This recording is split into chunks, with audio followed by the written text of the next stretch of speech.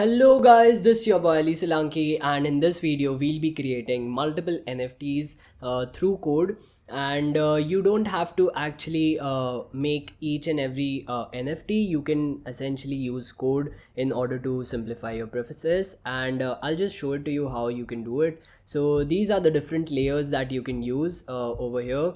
I'll be showing you how I have done this also. So these are the different layers, and essentially by running this code, so if I just run this code, it creates these images for me, as many images as I want, and it essentially combines all the layers and gives an NFT for me. So we'll be talking about how I did this, how you can do this as well, and add in as many layers as possible.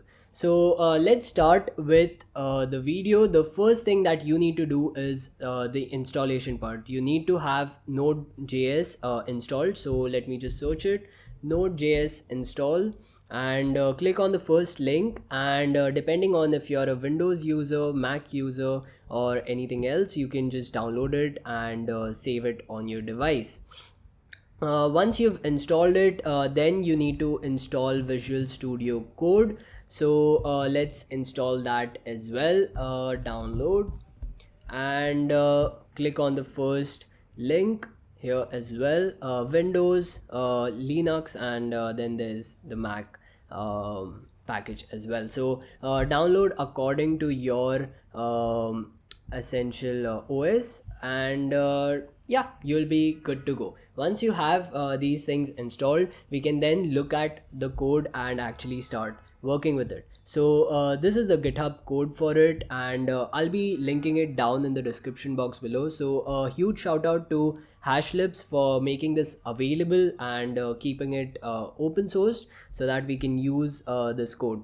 So just click on this code and then download the zip folder. Let me just do that, and I'll be keeping it in this folder, and yeah, let me just move it, and yeah, let me save it. So once you've downloaded the zip file, just open it up and extract the entire folder, and this would be our folder, hashlibs art engine dash main. So this is the folder that we'll be working on. So let me just do that, and before that, you also have installed Visual Studio Code. So this is where Visual Studio Code will be used. So let me just close this, open from the start, and open the file that we have essentially just downloaded. So this is the file that we had downloaded. Open it up in Visual Studio Code, trust all the authors, and there it is. Now open the terminal using new terminal, and the terminal will be opened on the IDE itself. Now here you can see that there are a couple of folders. There's constant layers, then there's index.js file, that is the JavaScript file, then there's config.js file. So this is the main file that we'll be working with, config.js. So just remember to open this up, and as you can see, I'll just briefly explain it to you. So these are the different layers that we'll be using to create our NFT, our random NFT. So these are the same layers that have been put over here. Remember that the name over here should match with the folder name as well.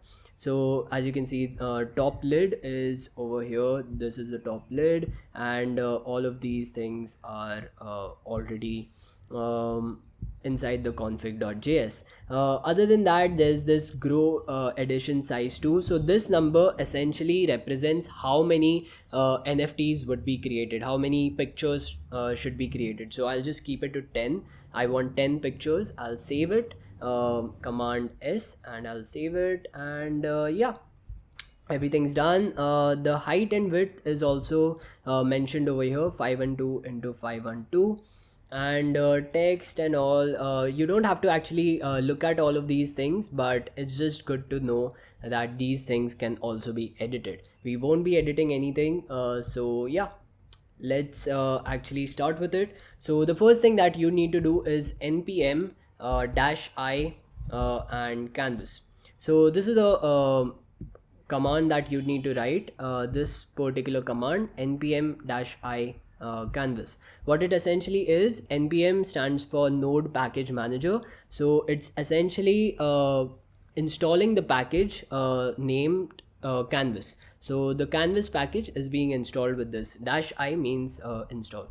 So let me see, unknown command canvas. Okay, there's some problem. npm dash I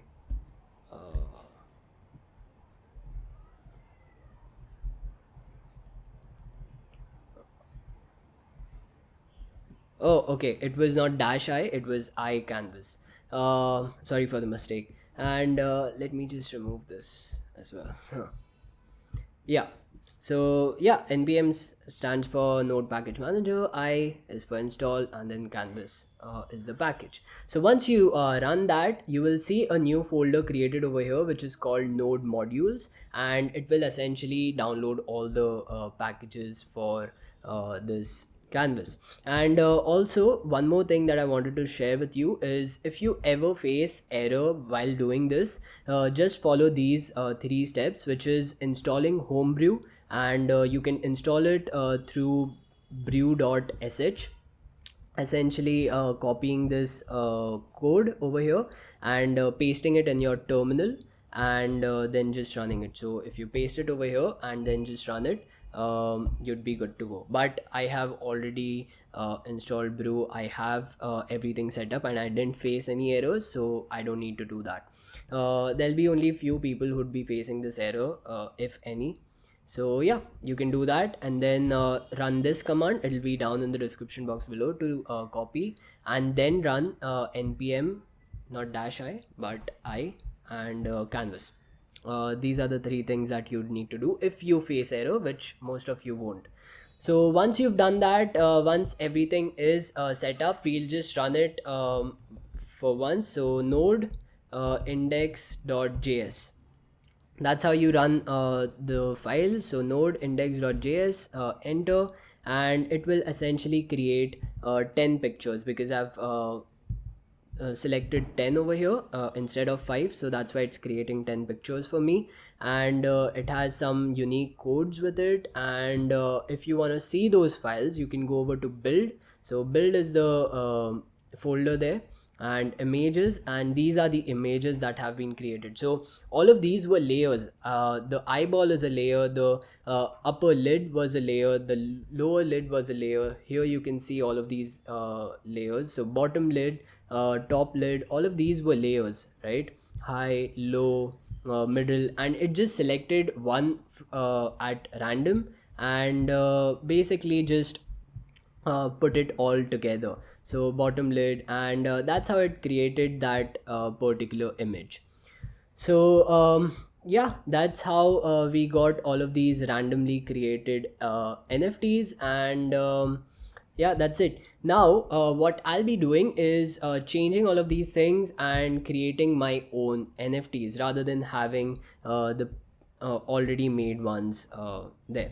So let me clear it out, and instead of these layers, I need to add in my layers, right? So I need to go over to Finder. Let me just delete all of these things. Where is it?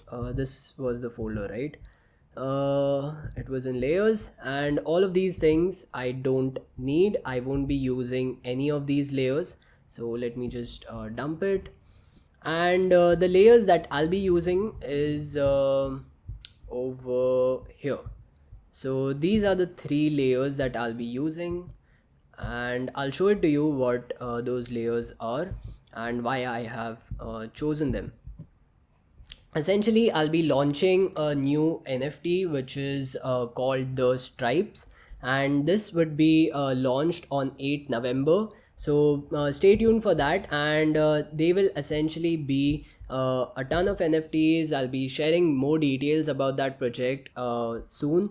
So make sure that you follow me on Twitter, and yeah, stay updated with the news and the project. So I've copied the folders over to the layers part, and as you can see, these are all my layers. This is the left stripe, the middle stripe, and then there'll be one on the right side.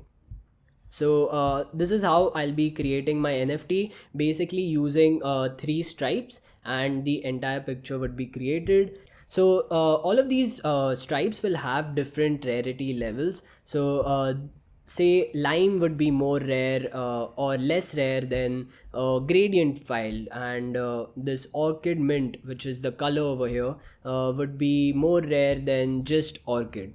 So how do I set all of these things? One thing that you notice is after the naming of the files, I've also added a hash and then a number over there. Only in Lime I've not added it, just to show you why I should have added it. So let me just show it to you. So node index.js, let me run it, and I will see an error over here. So this error, if you face this error, that means you have not added the hash and then the number after the file. So make sure that you put in hash and then a random number that you want after the file. What this number basically means is how rare is this particular layer. So if you want to keep it more rare, you will add in a smaller number, and if you want to keep it less rare, then you have to add in a bigger number. So if I keep it say to 100, then all 100 or 1000, then this layer would be seen in almost all the NFTs that I create. Let me just show it to you. So node index.js, let me run it. Okay, I have found another error over here. So what's the error? Layers background. Okay, I haven't removed background or what?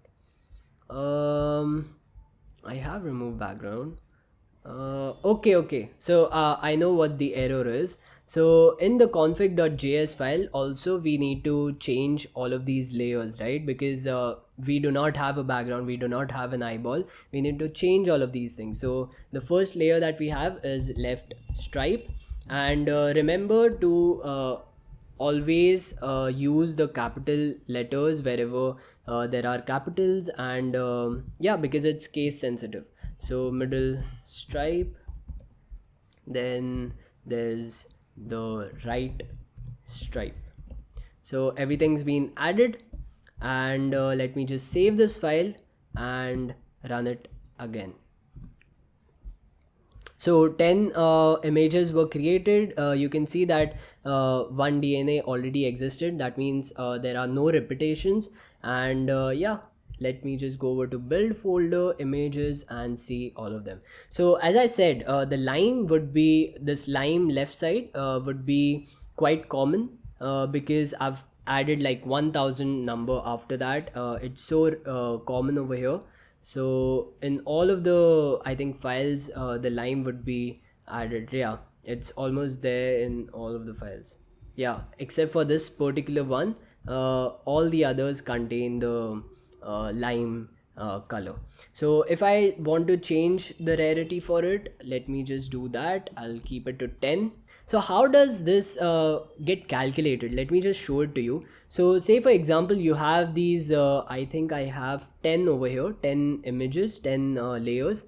So lime, mint, orange, orchid mint, and all of these things. So so now you at least know that if the number is greater, then that means that it's less rare, and if the number is lower, then it means it's more rare. But how is it actually calculated? The calculation is actually done by adding all of these numbers, and then this number is divided by the total. So 10 divided by 10 plus 10 plus 10, that's 30, 40, 50, and then 60, 70, and 80. So it's a total of 80. The numbers add up to 80. So lime would be 1 by 80. Sorry, 10 by 80, which is 1 by 8. So the probability that lime would be there in one of the pictures is 1 by 8.